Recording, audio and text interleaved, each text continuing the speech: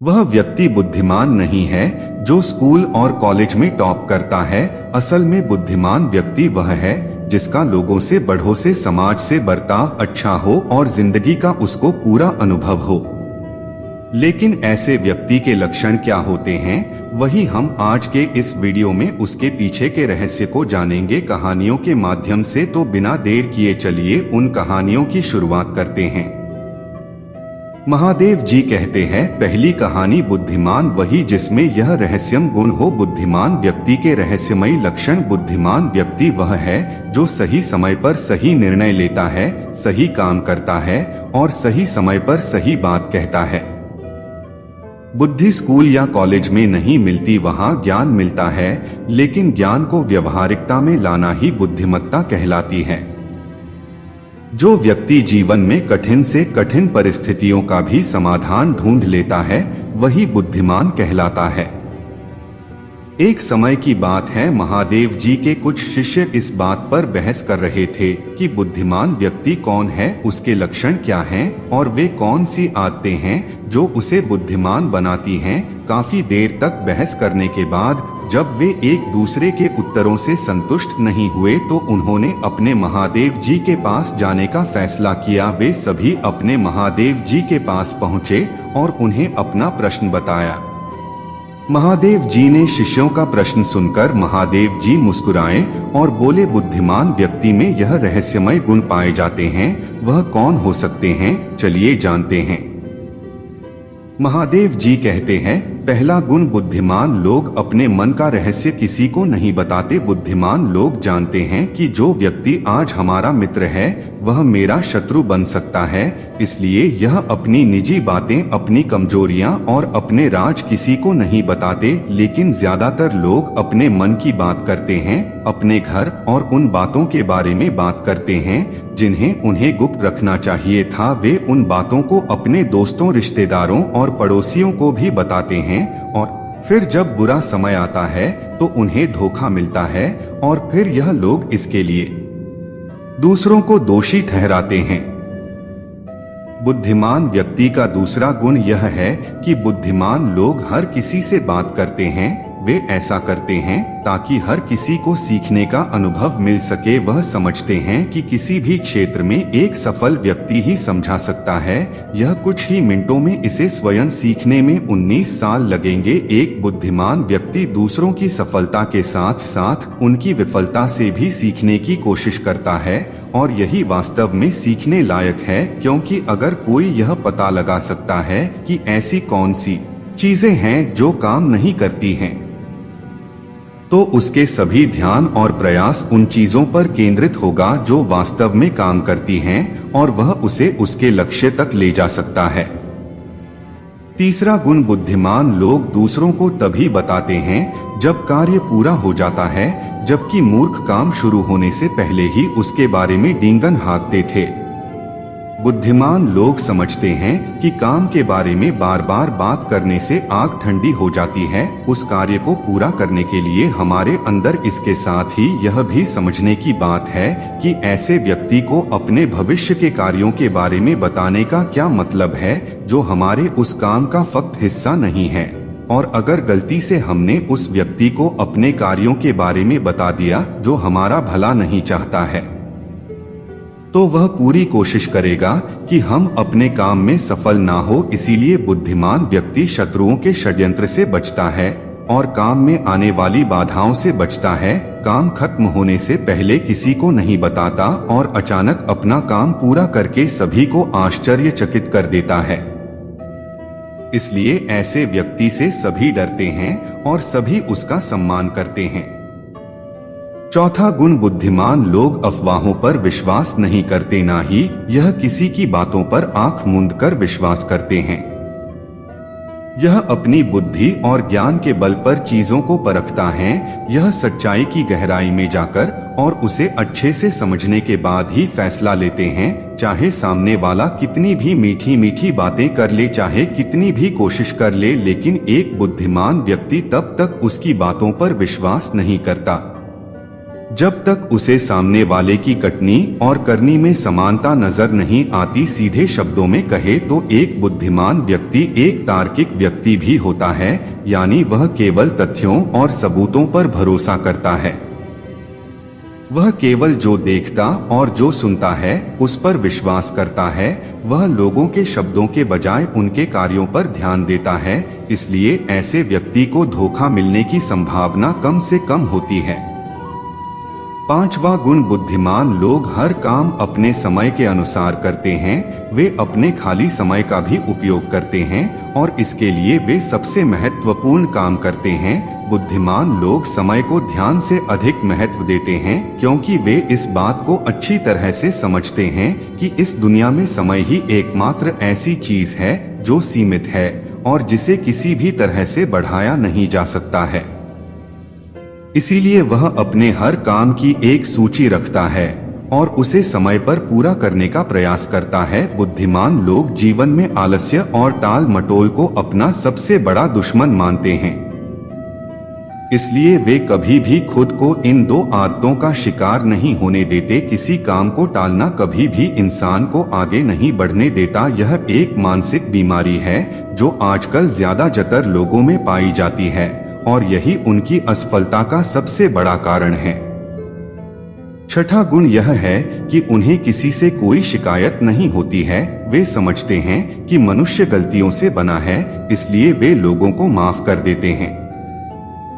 एक बुद्धिमान व्यक्ति दूसरे व्यक्ति को वैसे ही स्वीकार करता है जैसे वह है, क्योंकि वह यह भी समझता है कि दुनिया में हर व्यक्ति एक दूसरे से अलग है, इसलिए हर किसी की सोच और व्यवहार एक जैसा नहीं हो सकता। वे लोगों की सोच और व्यक्तिगत स्वतंत्रता का सम्मान करते हैं। वे सभी को अपनी बात रखने का मौका भी देते हैं और वे जो कहते हैं उसे ध्यान से सुने।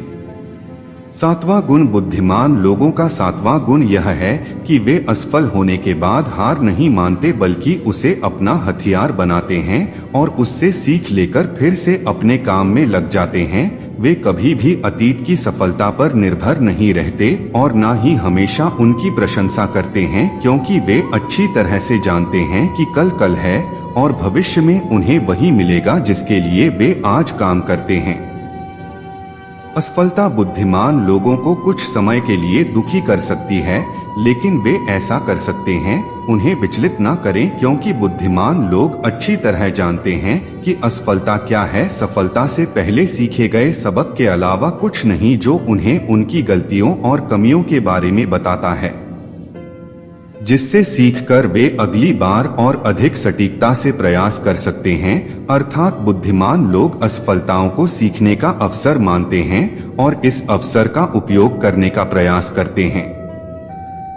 आठवां गुण, बुद्धिमान लोगों की आदत होती है कि जब चीजें योजना के अनुसार नहीं होती हैं, तब भी वे इसके लिए दूसरों को दोष नहीं देते हैं, बल्कि अपने अंदर झांकते हैं और उनकी गलतियों को जानने का प्रयास करें। वे उस कार्य को पूरा करने के लिए और अधिक मेहनत करने की कोशिश करते हैं। बुद्धिमान लोग कभी भी दोष देकर बचने की कोशिश नहीं करते हैं, बल्कि अगर उनसे कोई गलती हुई है तो बिना किसी डर और शर्म के सबके सामने अपनी गलती स्वीकार कर लेते हैं, क्योंकि वे समझते हैं कि गलती स्वीकार करने के बाद ही ऐसा हो सकता है सुधारा जाए। बल्कि एक सामान्य व्यक्ति अपनी गलती का दोष दूसरों पर मढ़कन की कोशिश करता है, ताकि वह कभी भी अपनी गलती सुधार कर आगे न बढ़ सके। साथ ही ऐसा व्यक्ति अपने जीवन की असफलताओं के लिए हमेशा दूसरों को जिम्मेदार ठहरा आता रहता है और कभी भी अपने अंदर झांकने की कोशिश नहीं करते। नौवां गुण, बुद्धिमान लोग खुद से बात करते हैं। दरअसल बुद्धिमान लोग अधिक चिंतनशील होते हैं। वे बहुत सोचते हैं, लेकिन उनकी सोच काल्पनिक नहीं होती है और ना ही वह अतीत के किसी विचार के बारे में बार बार सोचते रहते हैं।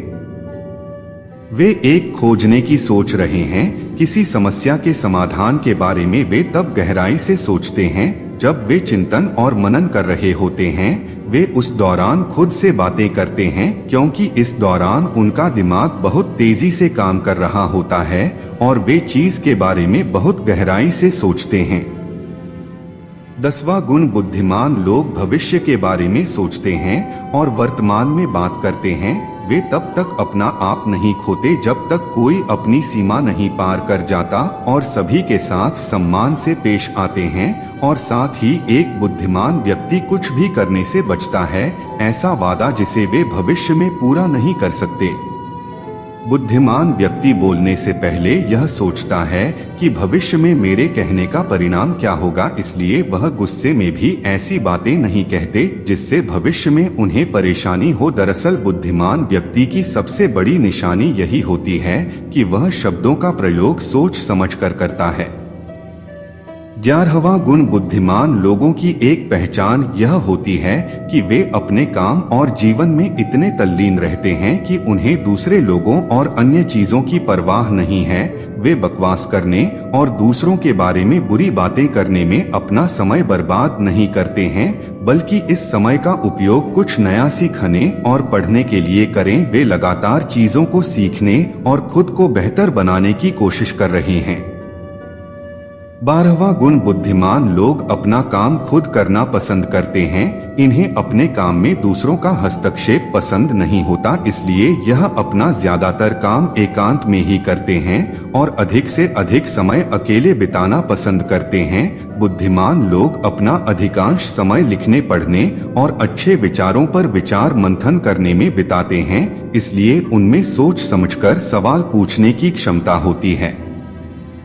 वे तथ्यों के आधार पर बात करते हैं, आस्था के आधार पर नहीं। साथ ही बुद्धिमान लोग जिज्ञासु भी होते हैं और अपना हर सवाल बिना डरे पूछे। लेकिन एक बुद्धिमान व्यक्ति अपने आत्मविश्वास को घमंड में नहीं बदलने देता। वह जीवन भर कुछ ना कुछ सीखता रहता है और खुद को विनम्र रखता है। शिक्षक ने कहा कि बुद्धिमान व्यक्ति के यह 12 गुण है और अगर यह 12 गुण है एक इंसान के अंदर, तो आप भी बुद्धिमान है। सभी शिष्य महादेव जी की बातों से संतुष्ट हुए। उन्होंने इस जानकारी के लिए महादेव जी को धन्यवाद दिया और चले गए। दोस्तों, उम्मीद करता हूँ आपको इस कहानी से एक अच्छी सीख मिली होगी। यह कहानी आपको कैसी लगी हमें कमेंट बॉक्स में कमेंट करके जरूर बताएं। तो चलिए दोस्तों, अब हमारी तीसरी कहानी की शुरुआत करते हैं। तीसरी कहानी दोस्तों बहुत समय पहले की बात है। एक छोटे से गांव में एक बड़े ही सुंदर और भव्य महल में एक बहुत ही समझदार और ईमानदार महाराज रहते थे। महाराज ने अपने प्रजा की सेवा बहुत प्यार और दिल से करते थे। एक दिन महाराज अपने महल के पुस्तकालय में गए। उन्होंने वह एक बहुत पुरानी और अजीब पुस्तक देखी। उन्होंने अपने मंत्री को बुलाया और उससे पूछा, यह इतनी पुरानी पुस्तक यहाँ कैसे आई और यह किसकी है?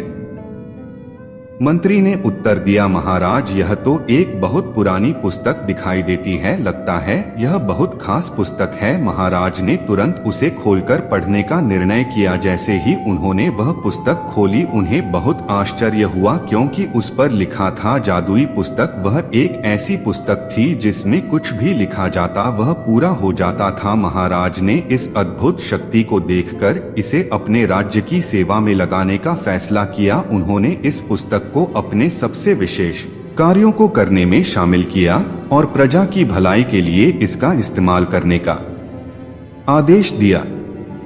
जल्द ही यह अद्भुत पुस्तक लोगों का ध्यान और आकर्षण का केंद्र बन गई। एक दिन गांव के एक गरीब लड़के रामू ने महाराज से इस पुस्तक को देने की विनती की और महाराज को बताया कि वह पुस्तक उसके दादाजी की है, जिसे उन्होंने अपनी सिद्धियों से हासिल किया था। उसने महाराज को एक पत्र भी दिखाया जिसमें इस बात का प्रमाण था कि वह पुस्तक उसके दादाजी की है।